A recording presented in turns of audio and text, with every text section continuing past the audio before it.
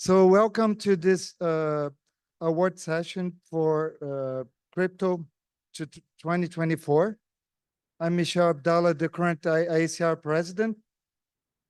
So let's start now with the IACR fellows. As you know, IACR fellows are outstanding IACR members recognized for their technical and professional contributions to the IACR. And today, this is actually the fellows is selected independently of the board. So we have a committee that changes every year. And the current year, for this year, the members are Sasha Bodriver from Georgia Tech, Ike Kiltz from Bochum University, Daniele Michancho from UCSD, Kenny Patterson from ETH, and Palash Sakar from Indian Statistical Institute. So it's my pleasure to actually introduce the new members for 2024. We actually have 8 members this year. 3 of them already received the award at Eurocrypt. 2 of them, Kobe Nissen and Alfred Menezes, they unfortunately were not able to make to any of the conferences this year. So they received the award by mail.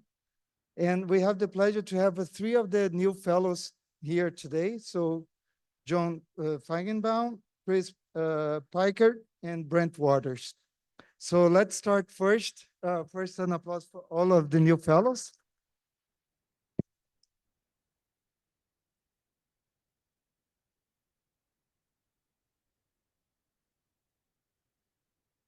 Let me get sorry.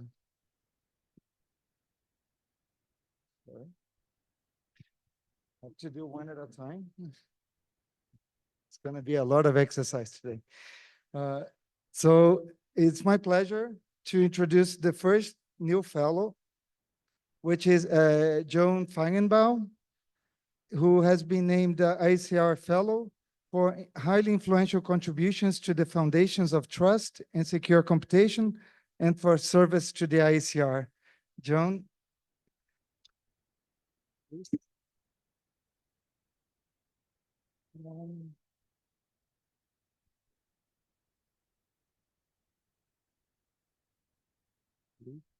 you very much. Oh, thank you, Joan. So feel free to say a few words. Okay. Hi, everybody. Thank you so much.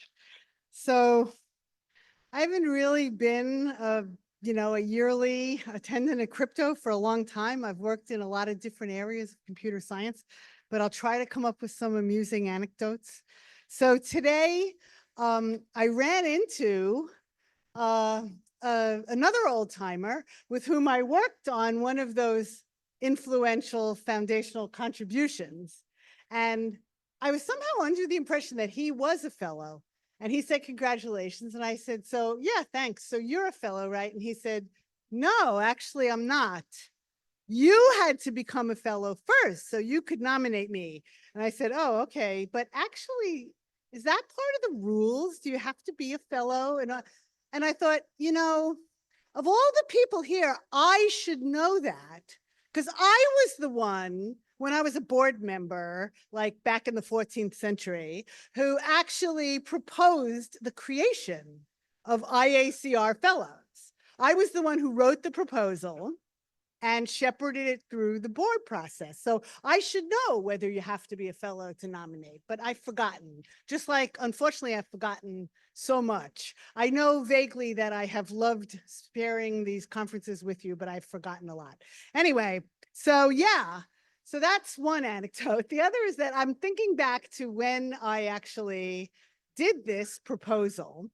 And so obviously, if you're going to propose something new, you first gather some support from influential people in the community. So the first person I went to was Tom Burson, who basically, he's unfortunately not here this year, but the old timers in the audience all know Tom Burson. He was basically the person who created the IACR. Without Tom Burson, there would be no IACR.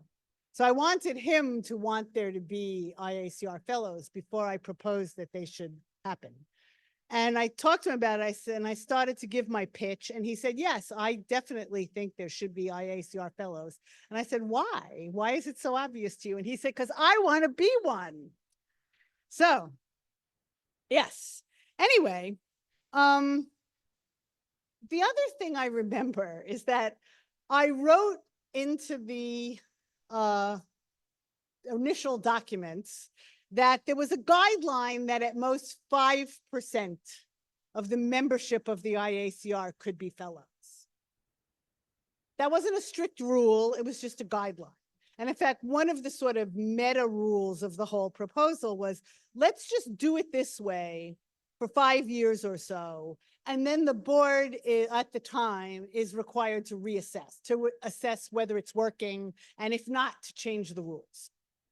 So like many years later, after I had started working in economics and massive data sets and blah, blah, blah, I get an email message from Phil Rogaway saying, so we're running up against this 5%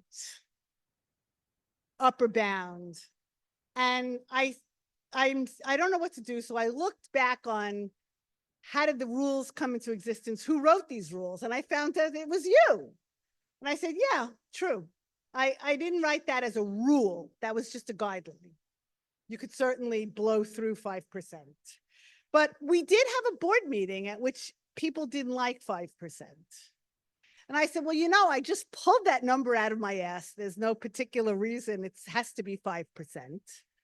You have any alternative suggestions? No alternative suggestions, only complaints. They didn't like 5%. But nobody wanted to say only 1%, let's go to 10%, nothing. Just, they complained. I said, what's the alternative? No suggestions. I said, okay, I move that we accept that we ratify this proposal. And we did. And after all these years, I looked back at the documentation and there's been barely a word changed, like not even the names of the files for the nominations and the endorsements. So I guess that this was a really good community back then.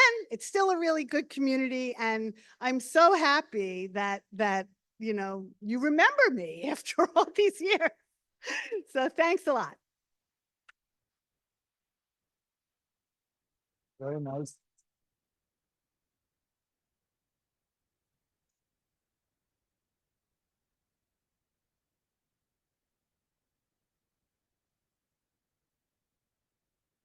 It is true that the documents rarely change once the first proposal is made.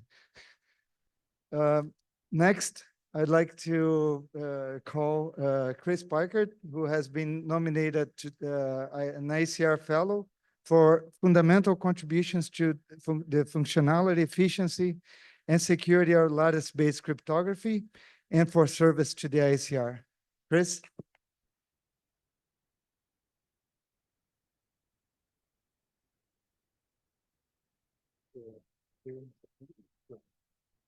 Great. Okay. I don't have jokes like Joan does, but I have thanks and some thoughts. Yes. So thank you to the committee very much for this honor. It's really wonderful, and thanks to Joan for the idea to start it all off. Most importantly, I think, and it's really a wonderful honor. I can't really think of a better one that I would be happier with. Primarily because I think the IACR is a really special and wonderful organization. The people who've put it together from the start really had a lot of vision and foresight, and the community is really wonderful. For the increasingly large number of you who are younger than me, distressingly, you know, this is a really special group, and it's a wonderful community and field. And so I encourage you to be aware of that. Not every field, you know, gets this kind of organization that's so nurturing to their people and to their scientific community and the science itself. And you know, do whatever you can to keep it strong and to keep it growing and healthy and fruitful. So again, thanks to everybody involved. This is a really a wonderful group, and I'm just very happy. Thank you.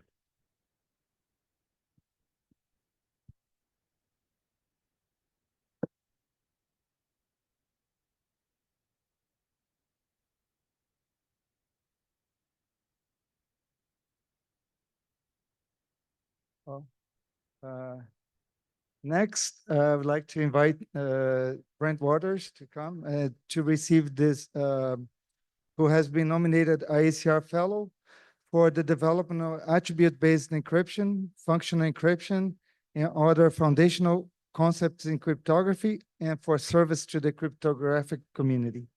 Brent? Thanks, Michelle.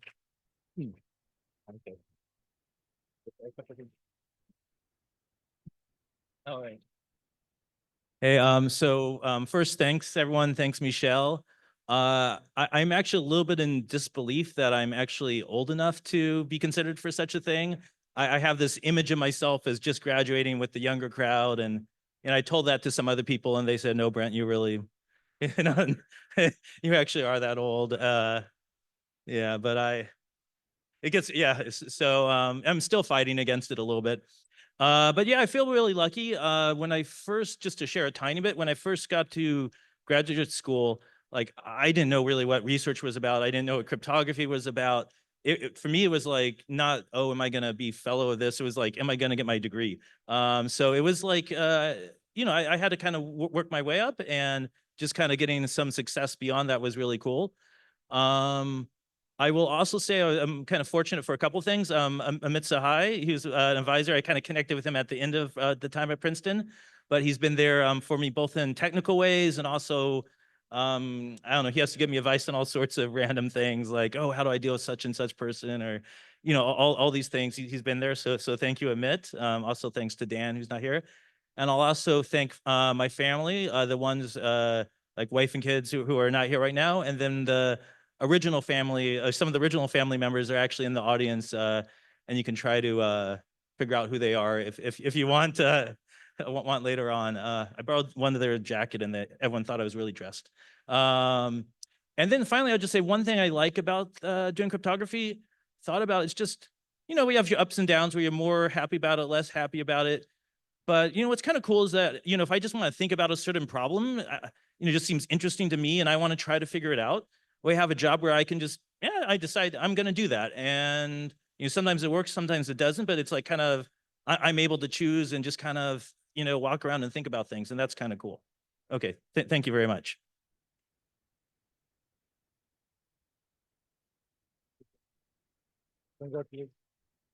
Please don't go too far away.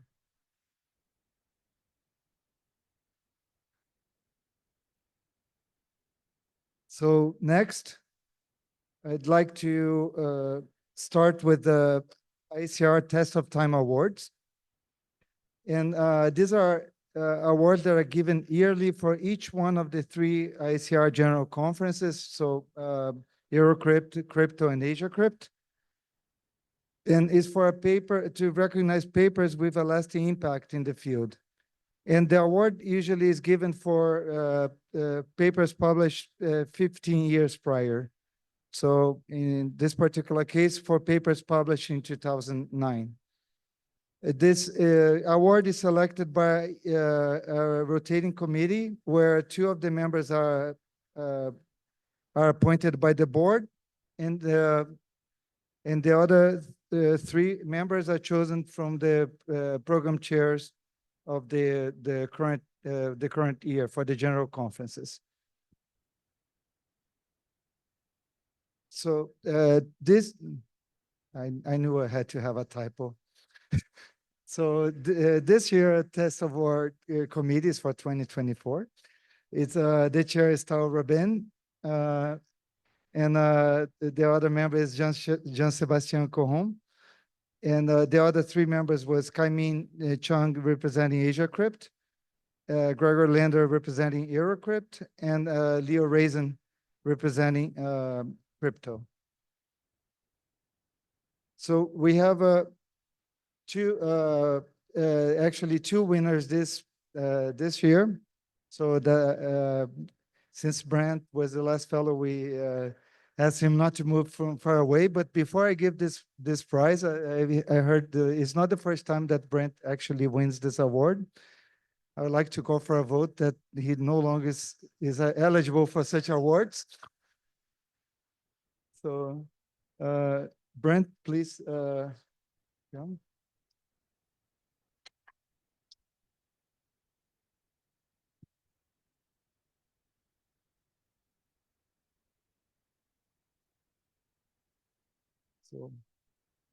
So Brent received this award for his paper titled Dual System Encryption that was published at Crypto 2009. Brent? You want me to say something? Oh, okay. Oh, okay. Sorry about that. So Leo did ask me to say, I'm going to blame it on him, say a couple things. Yes, sorry, I'm right up here again. Okay, so I guess this award, what sort of drove me for this paper was this problem of attribute-based encryption, where you could encrypt to a set of attributes, and then you get private keys which determine whether you can decrypt this message in the ciphertext or not. And kind of what I think almost every system up to this point kind of did was they did this what I call partitioning strategy, where when you do this proof of security, you need to declare what ciphertext attributes are good for the challenge, which ones aren't, and it would kind of determine which way things go. And I think just over time, people, myself, but probably a lot of other people just kind of saw this just wouldn't work for the proof we want to get for adaptive security. Maybe you could kind of cheat your way in identity-based encryption, but to do more general, it wouldn't work. So I try to think of, I guess, a new way of approaching it. You know, it bothered me for many years. But then there was this idea of like making this semi-functional ciphertext and having just for this challenge ciphertext sort of interact weirdly with all these keys. Like one by one, they kind of have this bad relationship with each other, and you do a little hybrid, and then you could actually get these types of adaptive proofs. I guess I used to do slides with, Leo reminded me, with dynamite and fire interacting with each other. Or I was really glad to hear it remembered with someone. And I guess I'll say the one, and then a lot of works kind of picked this up. We did get results like broadcast encryption, attribute-based encryption adaptively afterwards. I'll say this was kind of, to me, a little special for two different reasons. One was it was sort of the first, most significant work I had when I first came to Austin. And I just remember like we rented a house and I was like pacing around in the backyard over and over and over again. We also had a problem with like raccoon poop. So I had to be really careful as I was walking around. The second one, it was also just right after this paper was the first like kind of work I did with my first PhD student, Allison Bishop, who's in front of me. And, you know, I think now you see her a lot doing songs and stuff on here, but we were, I remember her and I like really just kind of going for it and, you know, kind of in a tenacious way. And that, I thought that was kind of, you know, sort of cool part of our relationship, like getting to do that. Okay, thanks very much, Michel.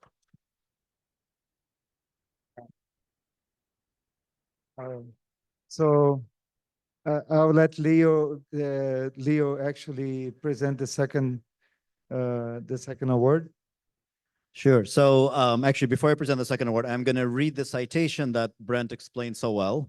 Otherwise, you would have all been confused about what it says. The citation says, to Brent Waters for the paper Dual System Encryption, that introduced the dual system technique, breaking through the partitioning reduction barrier of pairing-based cryptography and enabling new and improved pairing-based crypto systems. So thank you, Brent, for explaining. And thanks for the dynamite slides. They were pretty awesome. There was, for people who remember, there was sticks of dynamite and fire on the slides. And Brent goes, they kind of explode in sort of a Brent way, like they kind of explode. All right. Which button? This button. Okay.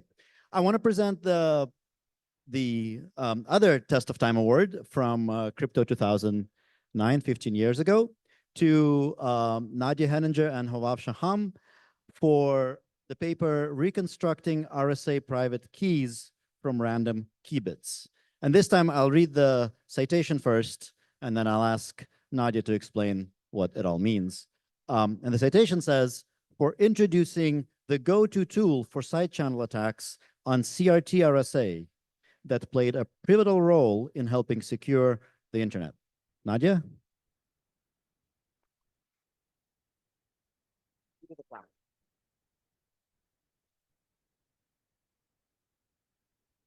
So, thank you. This is actually a real surprise and an honor. And Hovov sends his regrets that he can't be here, but he says that he's truly honored because crypto feels like home in a way that no other community and conference feels like home. So that's his message to all of you. So this is an odd experience for me because this is 15 years from my first time attending crypto. This was my first cryptography paper. Um,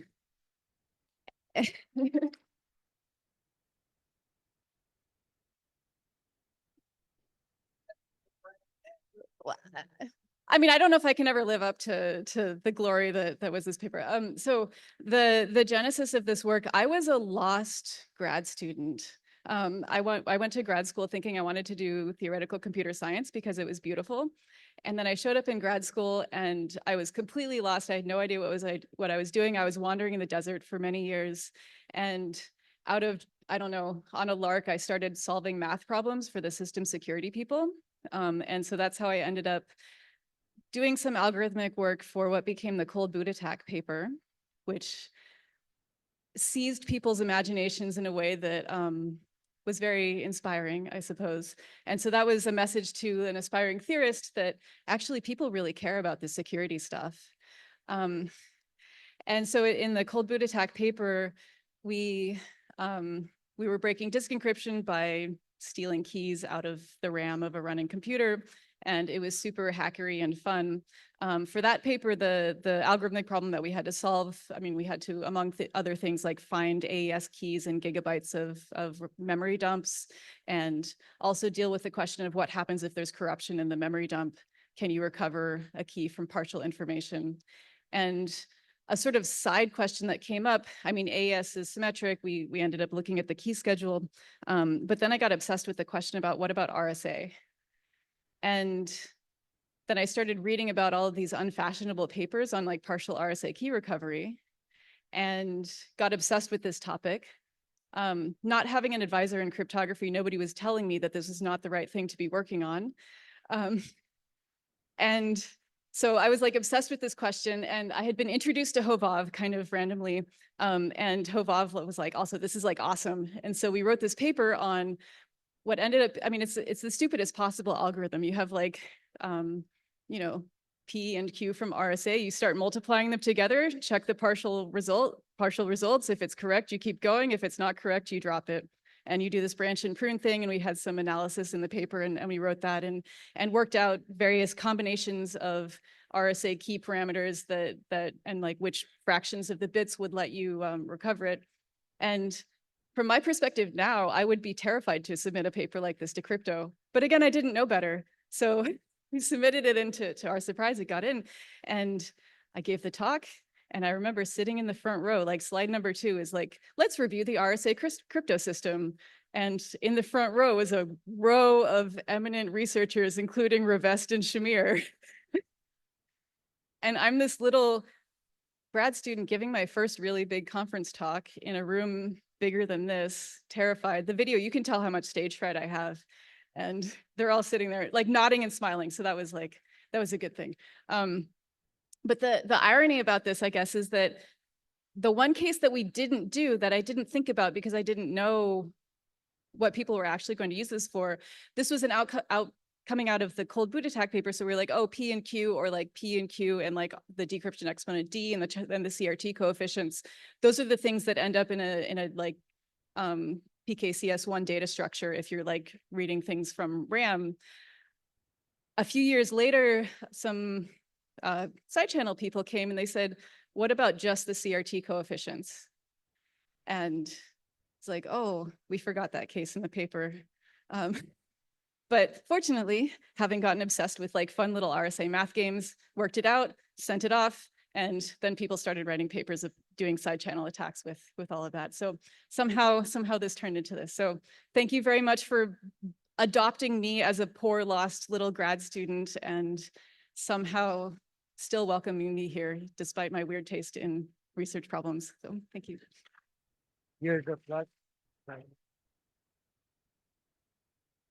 A little.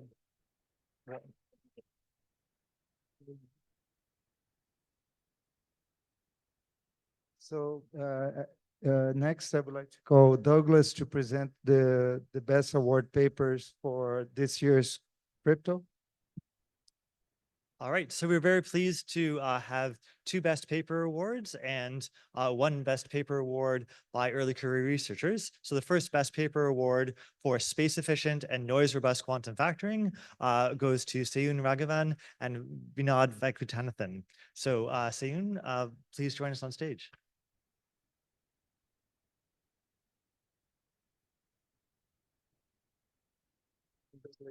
Congratulations. Thanks very much. Thank you.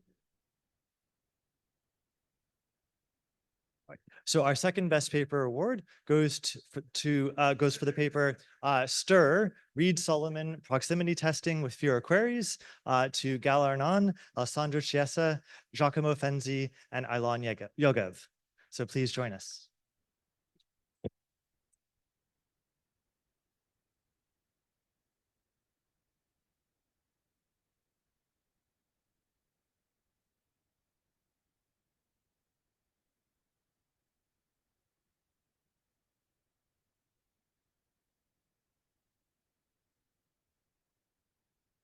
And finally, the Best Paper Award written by early career researchers is for lossy cryptography from code-based assumptions by Kwang Dao and Ayush Jain. So congratulations as well.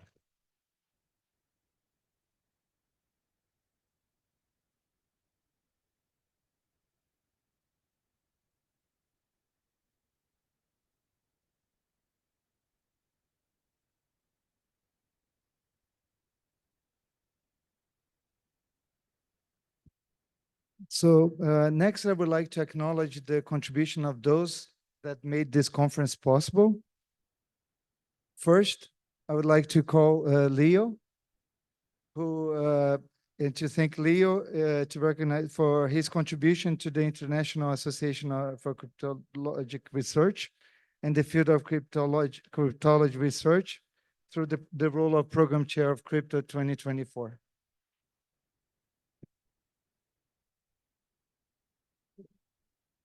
Here, and a little gift. So do you have hands? Would you like to say a few words? Okay. I guess the program chairs will later give a talk at the RUMP session, so they'll say something then. So next, I would like to call Douglas Stabila who receives this certificate of appreciation in recognition for his contribution to the IACR and the field of cryptology research through the role of program co-chair of Crypto 2024. Douglas.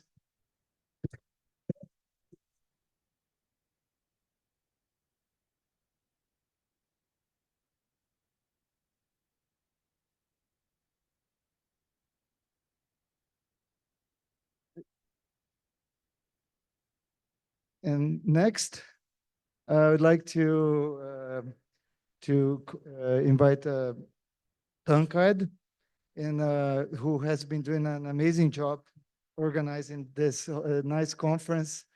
And like, I'm very thankful for your work.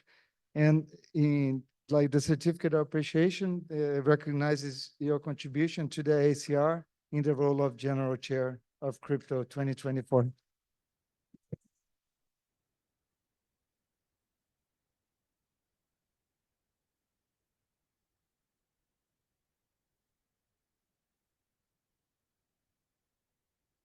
Tankard has been responsible for buying a little of the gifts. You didn't buy a gift for yourself?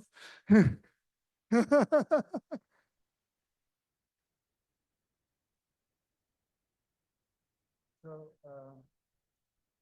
next, I would like to call Adeline Langlois, who actually helped organize the affiliated workshops that took place on Saturday and Sunday. So the certificate of appreciation recognizes Adeline for her contribution to the IACR in the field of cryptology research through the role of affiliated events chair of Crypto 2024. Adeline is, I don't know if I don't see her here. In any, I think she's enjoying herself. Let's.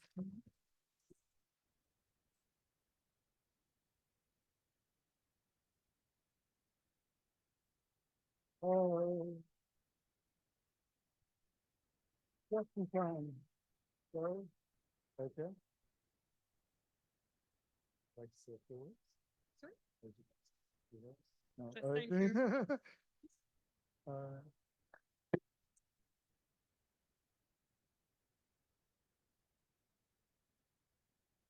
So next, I would like to invite Mark Stevens to come and would like to the certificate of appreciation in recognition for his contribution to the IACR in the role of an artifact chair of Crypto 2024. Mark? Would you like to say a few words? I guess nobody wants to say anything anymore. So, finally, I would like to invite Kevin. Actually, this year we decided to create an award to recognize the immense work that Kevin has been doing for the IACR. As you know, Kevin has been treasurer, president, and doing the director, has done general chair. He's doing the grand slam of everything at the IACR. So, in particular, the role of like organizing the rewrite of together with others, but of the ePrint server, the hot crap, the virtual hybrid conferences. So I actually could stay here the whole night just talking about it. But you can imagine how much work that involves. And actually, it's a full-time job after his retirement.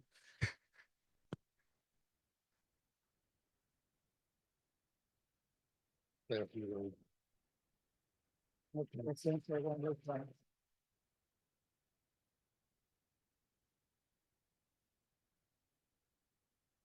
Thank you. Thank you. I feel like this is a test of patience award more than anything. So I just wanted to say that I came to this community. I'm actually wearing a badge from Crypto 85. I gave the first talk at Crypto 85. This is a hell of a long. I met you, Moti, yes, and Stuart and a few other people here then. And looking back on it, you know, I was thinking about it was very welcoming to me. My PhD was in analytic number theory in mathematics. And I remember going to the library and reading everything I could about the Riemann zeta function. I found this paper by a guy named Alan Turing, who was trying to disprove the Riemann hypothesis, computed a few zeros, but I didn't actually know who Alan Turing was until much later. And then also when I was in graduate school, my office mate was a coding theorist, and his advisor was Bob McLeese. Bob McLeese came by my office one day and was talking to my office mate, and he picked up my juggling equipment, juggled. So I said, oh, we should get together and juggle. So he used to be my juggling partner. This is before I knew that cryptography existed.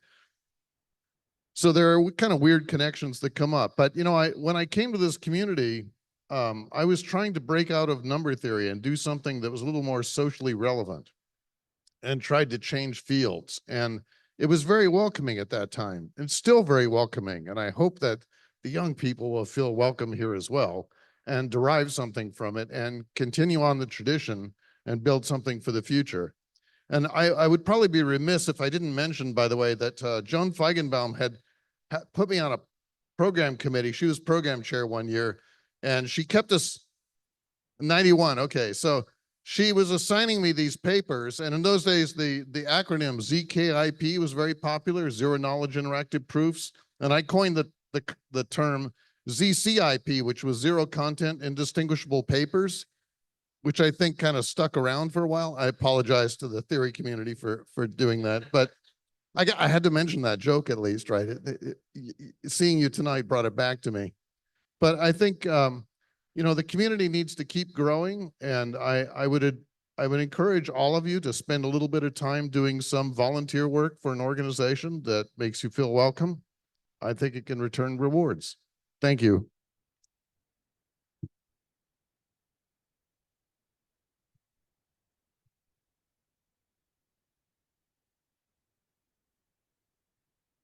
So next, with this is the end of the award session.